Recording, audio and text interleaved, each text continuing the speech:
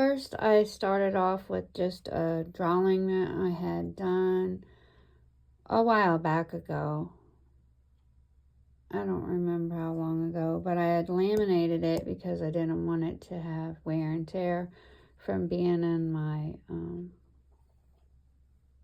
folders and stuff. And then I wanted to try it. Since I'm doing lead, I thought, well, why not? Because I was just going to do Tiffany style, and I thought, well, maybe I could try this. I know it's not straight lines now, so I'm going to give a shot on a little more curved.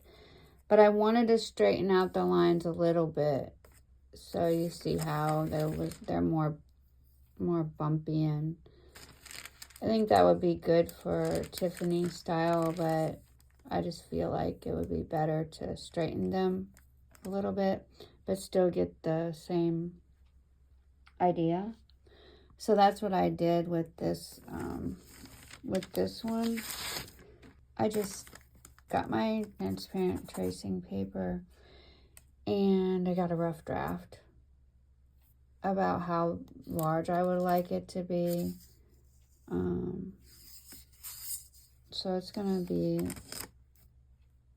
probably right around 10 or 11 inches.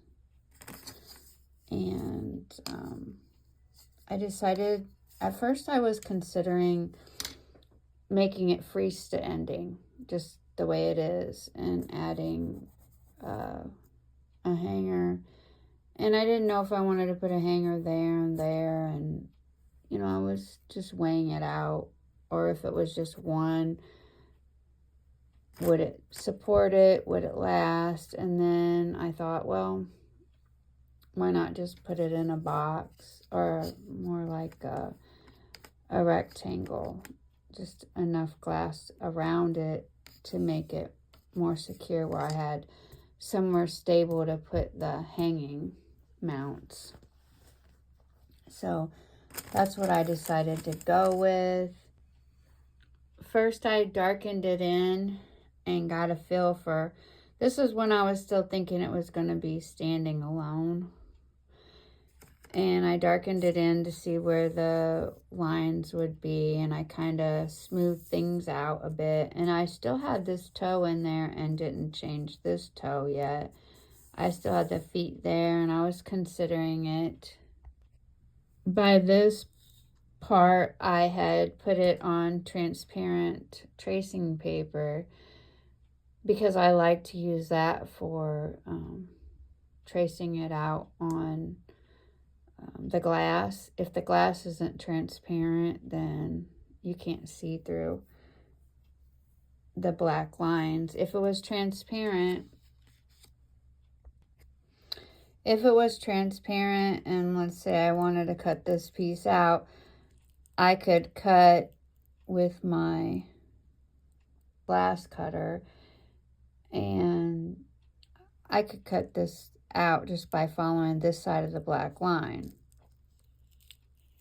Or I could at least trace it on to the glass.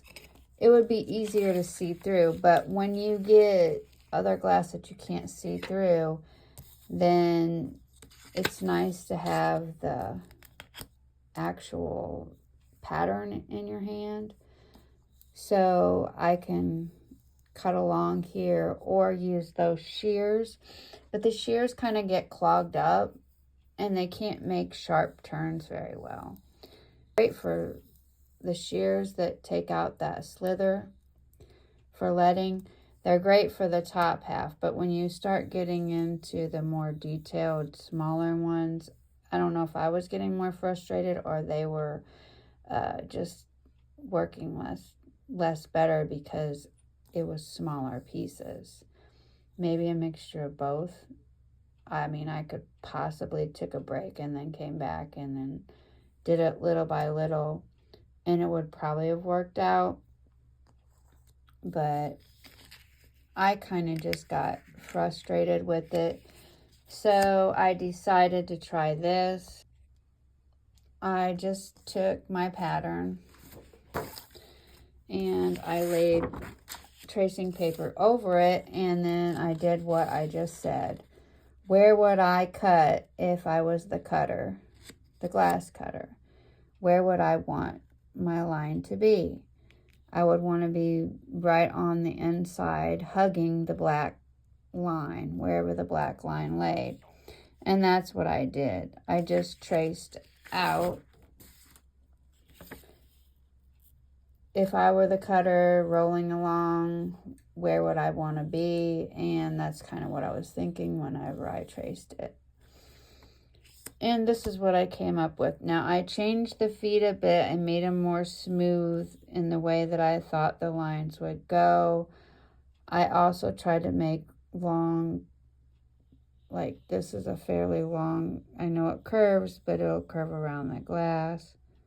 I could stop it there if it doesn't want to make that turn, but it possibly will. We'll see. But I can break the curves at any time. This one will be another nice one that will, let's see. Either it'll go down this way or this way. I'll wait and see which way is the best for this line to follow. This one can go straight up to there. This one should be able to go there. These, of course. This one, I could stop it there if need be. Otherwise, I should be able to just pull it around, but I'll see how I do. Because this is, I'm still fairly new at doing this. But I'm going to give it a shot. I'm going to try to see how it works out. I put a rectangular box around it. This is about 6 inches in width, because that's what these are too. So I know that it's pretty accurate that way.